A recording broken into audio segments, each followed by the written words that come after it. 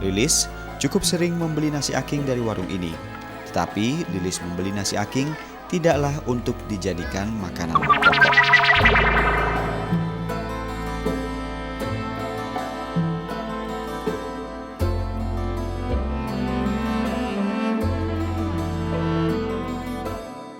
Coba perhatikan gambar ini.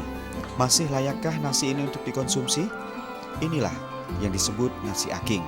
Nasi bekas yang dijemur sampai kering. Adalah Mbok Waniem, wanita berusia 60 tahun, sang pemilik nasi ini. Sudah bertahun-tahun ia berjualan nasi aking. Dibantu Rohayati sang cucu, warga desa Karangantu, Kabupaten Serang ini setiap hari menjemur sekaligus menjual nasi aking di depan warung kecilnya. Tak mahal harga yang ia tawarkan untuk barang dagangannya ini. Hanya Rp2.500 per liter.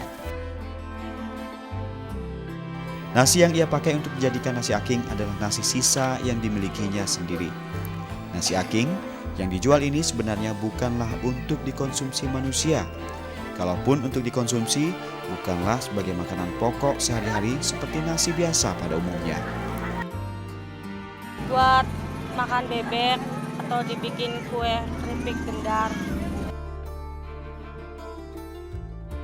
Tapi ada saja orang yang membeli nasi aking ini setiap harinya. Seperti Lilis, sang tetangga. Kali ini Lilis membeli 2 liter nasi aking dari warung Mbok Waniem.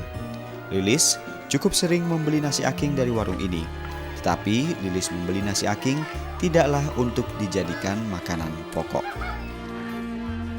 Kalau lagi mau, kalau makanan nasi aking mau kalau kita kepengen gitu, paling juga masak seliter buat pakai kelapa gitu. Kalau kita lagi kepengen gitu. Lain Lilis, lain pula Sarwati. Penduduk Desa Padek, Kabupaten Serang ini sangat bergantung pada nasi aking untuk menyambung hidupnya beserta keluarganya. Di rumah petak yang kumuh inilah dia berusaha untuk bertahan hidup beserta keempat orang anaknya. Sudah sekitar 2 bulan ini tidak ada penghasilan yang didapat untuk menyambung hidup. Selama itu pula lah ia dan keluarganya terpaksa mengkonsumsi nasi aking. Ya usahanya di laut, mencari. Ya nggak usaha sih, nggak ada, nggak dapat gitu usahanya, nggak dapat uang. Ironisnya, untuk mendapatkan nasi aking pun Sarwati harus bergantung pada belas kasihan tetangganya. Seperti saat ini, dengan menggendong sang buah hati, untuk kesekian kalinya Sarwati kembali datang ke rumah Sarmi sang tetangga untuk meminta nasi aking. Sarmi memang selalu memiliki nasi aking di rumahnya. Setelah mendapatkan cukup nasi aking, Sarwati pun kembali ke rumahnya. Tak perlu repot untuk dapat segera menyantap nasi ini. Setelah dicuci bersih, nasi lalu dimasukkan ke dalam panci yang sudah berisi air mendidih.